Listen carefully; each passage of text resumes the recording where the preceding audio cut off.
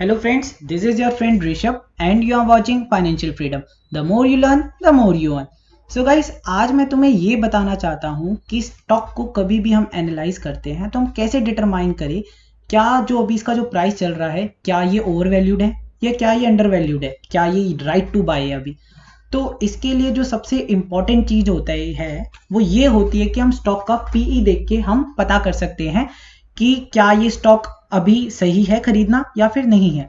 अब हम समझते हैं उसके बाद कि पीई क्या होता है। आज मैं तुम्हें एग्जांपल के समझाना चाहता हूं एक इंडिया बुल्स हाउसिंग फाइनेंस के एग्जांपल के साथ कि इसका पीई क्या होता है। कि ये रहा स्टॉक का example India bulls housing finance, ये एक फाइनेंस सेक्टर का स्टॉक है, ठीक है। तो सबसे पहले तो मैं तुम्हें ये बताना चाहता हूं, जैसे इस स्टॉक का तुम यहाँ पे देख सकते हो पीई क्या चल रहा है करेंटली 10.6।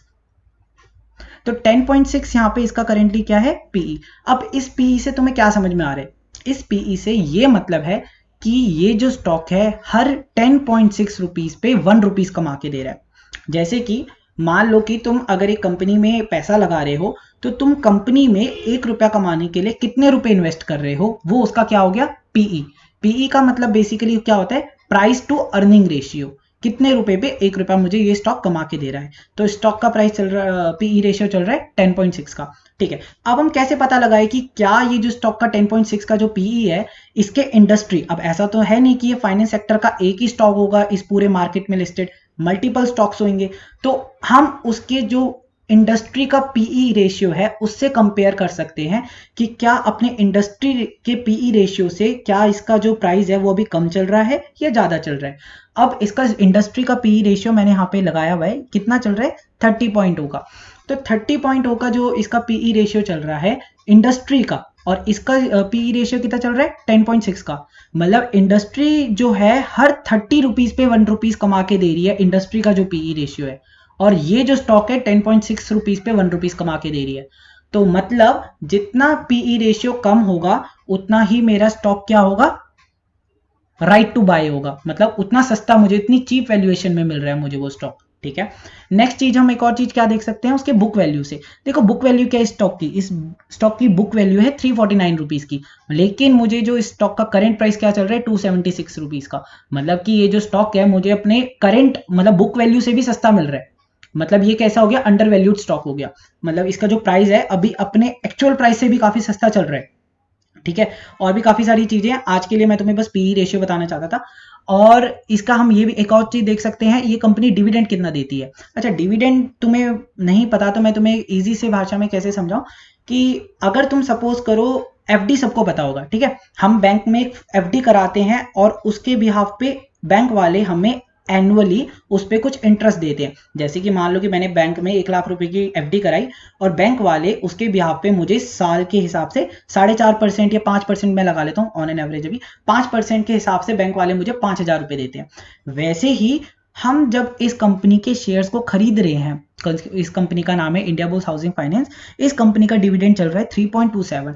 मतलब कि इस कंपनी के जो शेयर प्राइस के हिसाब से ये कंपनी एनुअली, ये एवरेज है, एनुअली 3.27% का मुझे डिविडेंड देती है। डिविडेंड से क्या मतलब है, कंपनी को जितना भी प्रॉफिट होता है ना उसका कंपनी मुझे एज अ, क्योंकि जब मैं शेयर को खरीद रहा हूं तो मैं उस कंपनी का एक तरह से मालिक हो गया, उसका हक हो गया उस कंपनी पे मेरा। अब कंपनी को प्रॉफिट हो रहा है तो कंपनी मुझे भी तो देगी ना उस प्रॉफिट का हिस्सा। तो कंपनी का जो डिविडेंड यील्ड है वो कितना है 3.27% का। तो मतलब एक डिविडेंड यील्ड का आने वाली वीडियोस में मैं तुम्हें बताऊंगा कि डिविडेंड क्यों इंपॉर्टेंट होता है और डिविडेंड यील्ड से कैसे हम फाइनेंशियली फ्री हो सकते हैं, जो कि बहुत इंपॉर्टेंट और इंटरेस्टिंग टॉपिक रहेगा आने वाली अपकमिंग वीडियोस में, ठीक है। अब हम इस स्टॉक को आगे बढ़ाते हुए हम देखते हैं कि इस स्टॉक के हम पीयर ग्रुप के स्टॉक्स को देते हैं। पीयर ग्रुप के स्टॉक्स से मेरा क्या मतलब है, जैसे मैंने तुम्हें बताया था ये एक लौती कंपनी नहीं है जो कि मार्केट में लिस्टेड है फाइनेंस सेक्टर में। तो फाइनेंस सेक्टर की मैंने ये खोला हुआ है, फाइनेंस सेक्टर के और भी मल्टीपल स्टॉक्स है। अब तुम्हारा यहाँ पे होमवर्क रहेगा कि तुम्हें एनालाइज करना है कि कौन सी सबसे कम वैल्यूएशन पे मिल रही है, उसके फिर हम ट्रेंड को देखेंगे। लास्ट वीडियो में मैंने जैसे तुम्हें बताया था कि अप ट्रेंड क्या होता है और डाउन ट्रेंड क्या होता है, उसके भी आप पे हम उसके प्राइस को भी एनालाइज कर सकते हैं कि स्टॉक का जो मोमेंटम है वो किस डायरेक्शन में चल रहा है। तो वैसे ही यहाँ पे इंडिया बुल्स का यहाँ पे तुम देखो 10.58 है। और भी तुम जैसे एचडीएफसी हो गया एक फाइनेंस सेक्टर का जो कि बहुत बड़ी कंपनी है, इसका जो पी रेशियो चल रहा है 24.45 का है। एलआईसी का 8.63 पे है। आरबीएस बस फाइनेंशियर्स का है 77.77। अब देखो ये कितना ज़्यादा मेरे ख्याल से ओवर वैल्यूड है, क्योंकि 77 का पी रेशियो और इंडस्ट्री का हमने कितना देखा था 30 का पी रेशियो चल रहा था। तो ऐसे करके हम उसके कभी भी हम एक स्टॉक को देखते हैं ना, तो हमें हमेशा उसके पीयर ग्रुप के स्टॉक्स को देखना चाहिए। हमें कभी भी एक ही स्टॉक को देख के वहां पे नहीं रुकना चाहिए, उसके पीयर ग्रुप के स्टॉक्स को देख के जरूर देखना चाहिए कि उसके जो पीयर ग्रुप के स्टॉक्स है उनका क्या वैल्यू बाय है या फिर नहीं है। ठीक है, तो अब हम आ गए हैं इंडिया बुल हाउसिंग फाइनेंस के चार्ट पे।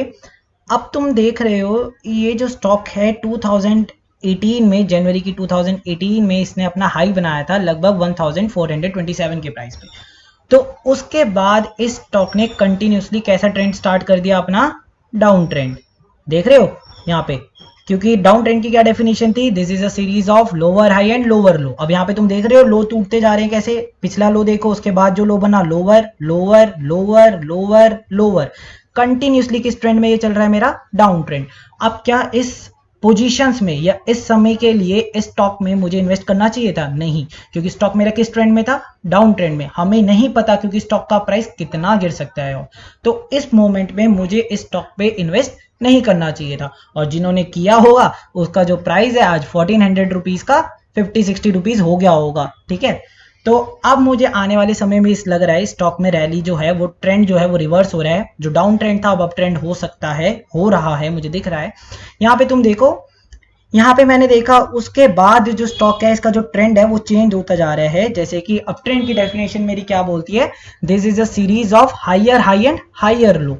तो देखो यहाँ पे अब जो इसने जो लो बनाया था, ये मेरी मंथली एनालिसिस चल रही है अभी, इसने जो लो बनाया था वो 100 रुपीज के आसपास का यहाँ पे बनाया था। उसके बाद जो इसने जो लो बनाया है ये देखो 127, उसके बाद जो लो बना अगेन हायर बना पिछले लो से, अब जो लो बनेगा वो भी इसके हायर बनेगा। तो ये कौन सी सीरीज हो गई, अप ट्रेंड की डेफिनेशन हो गई। और ये कौन सी सीरीज हो गई, अप ट्रेंड मिड सीरीज हो गई मेरी। यहाँ पे तो मैंने सिर्फ इसको मंथली एनालिसिस नहीं किया, इसका वीकली एनालिसिस भी किया। वीकली पे भी तुम देख सकते हो ज्यादा अच्छे से। यहाँ पे अगर मैं देखूं तो ये देखो वीकली पे इसका क्या प्राइस चल रहा था, यहाँ पे तुम देख सकते हो इसका प्राइस था अराउंड 93, शिफ्ट हुआ इसका प्राइस 155। काफी अपॉर्चुनिटीज देता है, मैंने बताया था ना स्टॉक का प्राइस कभी भी एक बार में ऊपर नहीं चढ़ता और एक बार में नीचे नहीं गिरता। जैसे इसने गिरने समय हमें अपॉर्चुनिटी दी, भाई नीचे गिर रहा हूँ, वैसे ही ऊपर चढ़ते समय भी अपॉर्चुनिटी देता है कि मैं ऊपर चढ़ रहा हूँ। ठीक है, तो यहाँ पे देखो इसका जो स्टॉक का प्राइस है फिर शिफ्ट हुआ अपवर्ड डायरेक्शन में, और अभी फिर ये यहाँ पे जो है अपवर्ड डायरेक्शन में शिफ्ट होता हुआ एक बुलिश क्रॉस मेरा बना रहा है। अपकमिंग वीडियोस में मैं तुम्हें बताऊंगा बुलिश क्रॉस और भी काफी सारी चीजें, उनका क्या रोल रहता है और कैसे उस पे जो मेरा स्टॉक है आके सपोर्ट ले सकता है।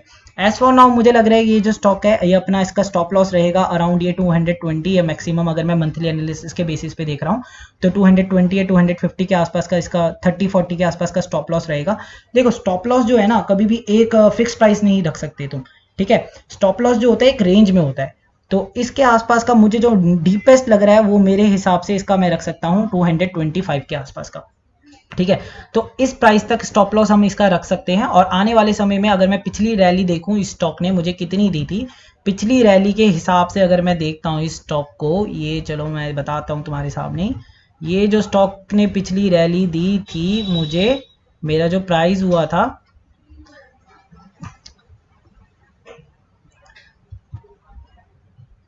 ये कितने परसेंट का रिटर्न दिख रहा है तुम्हें, 103% का। तो अगर किसी ने इस मोमेंट पे प्राइस पे स्टॉक किया होगा अप्रैल 22 को, उसका जो प्राइस था वो कितना हो गया होगा, डबल। तो मतलब अगर आपने लगभग 5000 भी इन्वेस्ट किए होंगे तो आपके पैसे डायरेक्ट डबल हो गए, 10,000 हो गए होंगे। तो जरूरी नहीं है कि पैसे आपके डबल ही हो, हम उसी बिहाफ पे अपने रिस्क मैनेजमेंट जो हमारी टॉप मोस्ट प्रायोरिटी है हम हमेशा वो कंसिडर करके चलेंगे ताकि हम अपने हार्ड गेन कैपिटल को लूज ना करें। अगर वही अब मैं इस पे देखता हूँ आने वाली चीज में, अगर मैं लेके चलता हूँ आने वाले ये कहाँ पे सपोर्ट ले सकता है, या आने वाले समय में यहाँ पे अगर अपना सपोर्ट लेता है पिछले हाई के आसपास जो कि अराउंड था 560 या 560 या 50 के आसपास, तो ये अगर यहाँ से अगर मैं सपोज करूँ यहाँ से ये मेरा जो प्राइस है अगर 560 जाता है आने वाले कुछ महीनों में, तो इसका जो प्राइस है देखो ये भी 100% के आसपास का रिटर्न हो जाएगा मेरा लगभग अगर ये, और यहाँ पे आके ये क्या ले सकता है, एक रेजिस्टेंस ले सकता है, पर जब तक आपका पैसा क्या हो जाएगा, डबल। तो दैट्स इट फॉर नाउ, इस स्टॉक पे जरूर नजर रखना, आने वाले समय में अच्छी रैली दे सकता है। That's it for now, thank you.